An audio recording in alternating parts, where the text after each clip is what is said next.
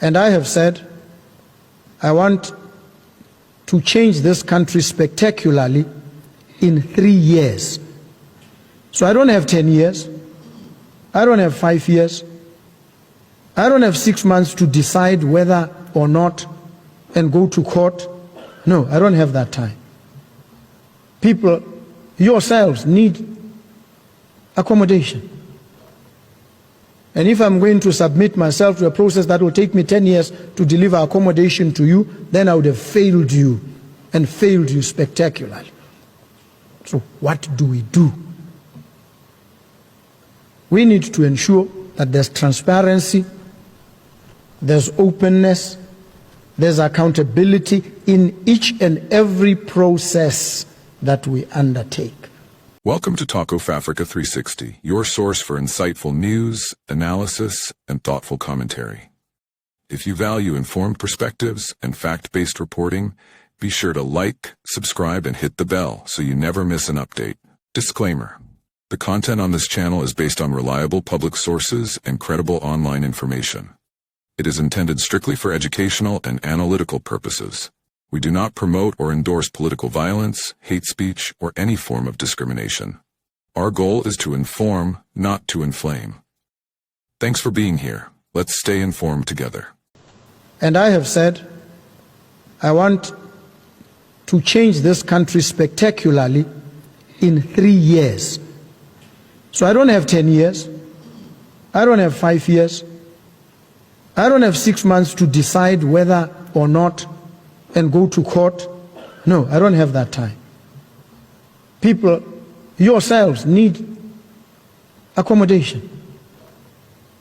And if I'm going to submit myself to a process that will take me 10 years to deliver accommodation to you, then I would have failed you, and failed you spectacularly. So what do? We need to ensure that there's transparency, there's openness, there's accountability in each and every process that we undertake. No doubt that is not negotiable, and that there is no corruption.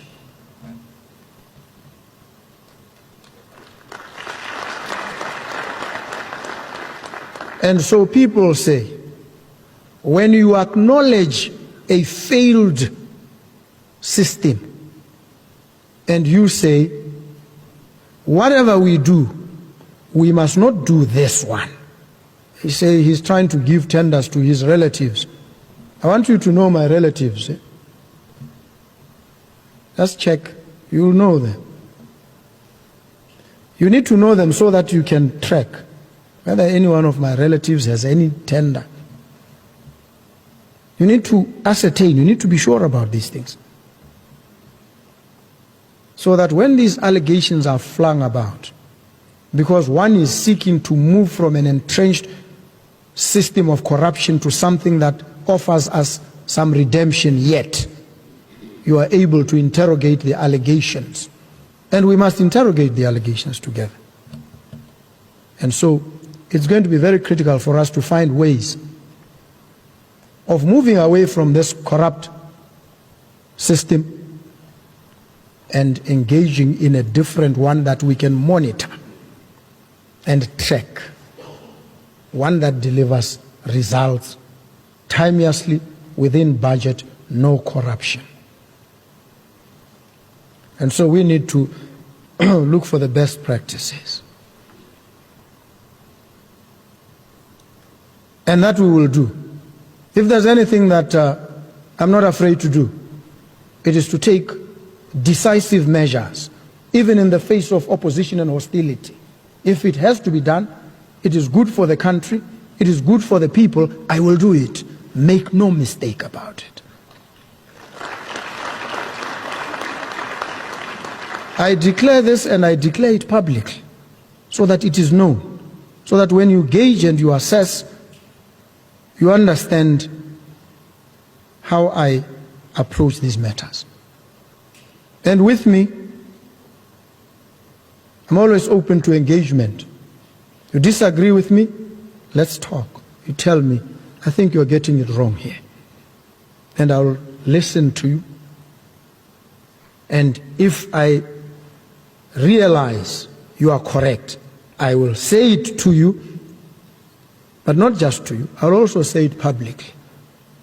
I've been advised by my friend or my colleague that this approach is wrong. I have reassessed. I have come to the conclusion that it is actually wrong, and we self-correct. That's how you operate.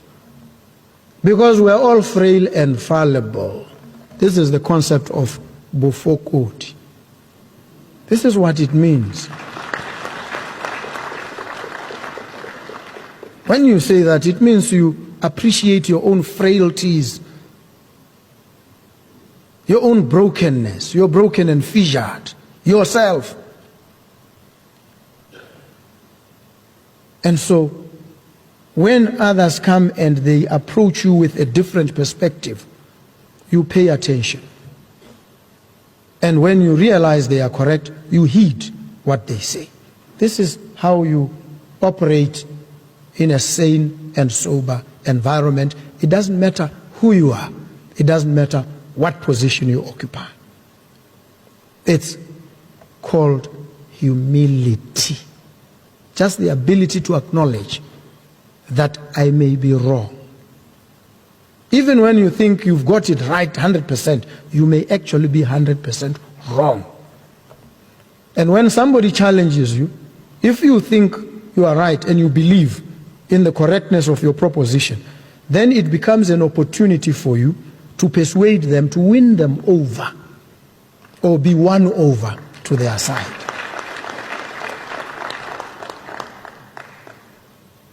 And so I don't understand why sometimes there's conflict.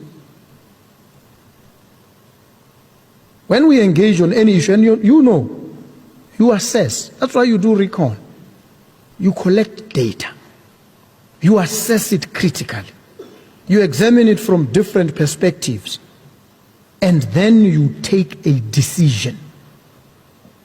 But if you go out there, rumor and gossip gets people so excited. Even some who call themselves analysts. You look at what they're trying to say, there's no analysis. But you, by virtue of your profession, your training, are analysts, because you deal only in facts. And you take decisions based on accurate information, not speculation, not rumor, not gossip, not pettiness, not frivolity, not absurdity.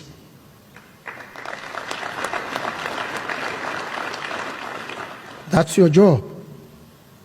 And you need to demonstrate these capabilities because you have them. And so it's important for us to understand these issues. And I commit here and now, and going forward, to working with you to build. Good evening, viewers across Africa and around the world. Tonight, we bring you breaking news out of Botswana, where a bold and visionary declaration has just shaken the political and economic landscape. In a speech that is already being described as historic, game-changing, and revolutionary, the president of Botswana has stood before his people and the world to unveil a 3-year transformation agenda, a roadmap that, if realized, could redefine what it means to govern with purpose, to lead with vision, and to build a truly self-reliant African nation. From Gaborone to the remote villages of the Kalahari, a wave of renewed hope is spreading. The president did not just speak in vague promises or generic reforms. No, what we witnessed today was a head of state with a plan, a leader who recognizes that African potential is not a slogan, but a call to action. Standing before a packed parliament chamber, flanked by members of the cabinet, traditional chiefs, youth leaders, and media outlets both local and international, the president outlined 10 key pillars that will drive this transformation. And make no mistake, he is not talking about transformation in decades or in the distant future. Under his plan, a massive skills training and apprenticeship program will be launched, partnering with local businesses, universities, and international allies. Youth between the ages of 18 and 35 will receive paid training, startup capital, and businessmanship. Universal healthcare coverage will become a reality within 3 years, with rural clinics expanded, doctors trained locally and abroad, and telemedicine infrastructure rolled out nationwide. Primary and secondary education will be free and fully digitalized. This is an agenda of action.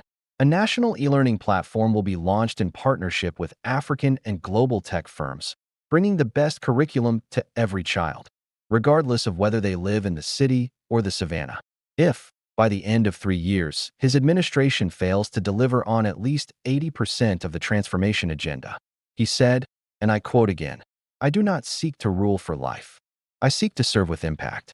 If I fail you, I will walk away and let the people choose better." And in a moment that brought tears to many eyes in the chamber, he declared, "No mother in Botswana will ever again die giving life. Every graduate will be guaranteed a shot at economic participation, either through employment, cooperative enterprise, or innovation funding. Youth groups are mobilizing. Business owners are offering support. Farmers are organizing. And the diaspora is talking of returning home to help. And we pledge to keep reporting the truth, the victories, the struggles, and the rise of a new Africa." But international media outlets? Many are silent. Why? Because a rising, self-sufficient Botswana doesn't fit the usual narrative. Sovereign wealth funds will be created, and the country's wealth will be transparently managed, with full accountability to the people. Botswana, long respected for its political stability and diamond-led growth, has often been seen as a success story on the continent.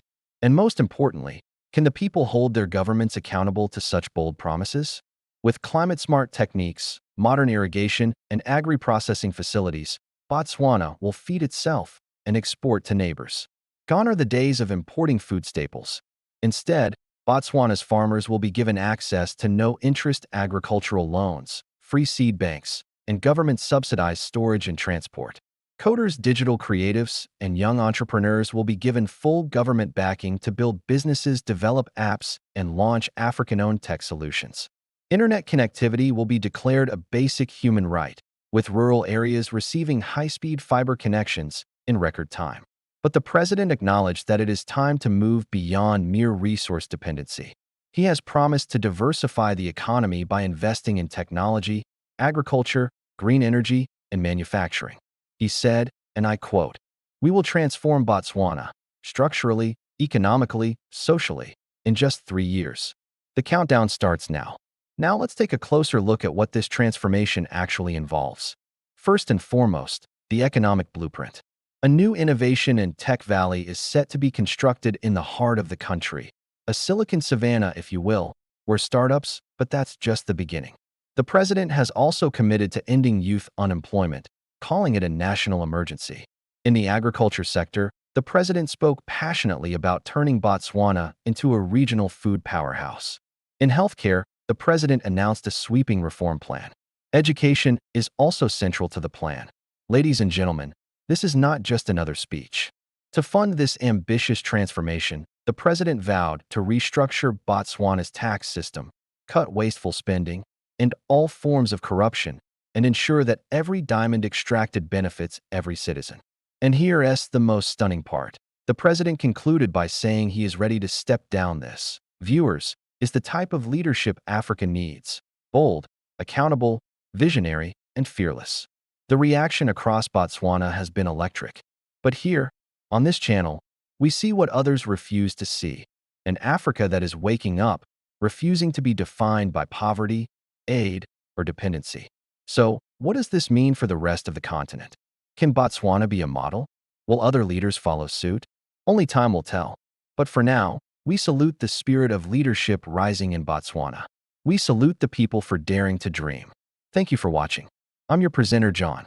As reactions continue to pour in from across the continent, one thing is clear: Africa is demanding respect, sovereignty, and accountability. Was this just a diplomatic misstep or a deeper sign of shifting global alliances? We'll be watching closely. If you found this story important, don't forget to like, share, and subscribe for more real, unfiltered African news. This is Talk of Africa 360, telling the stories that matter.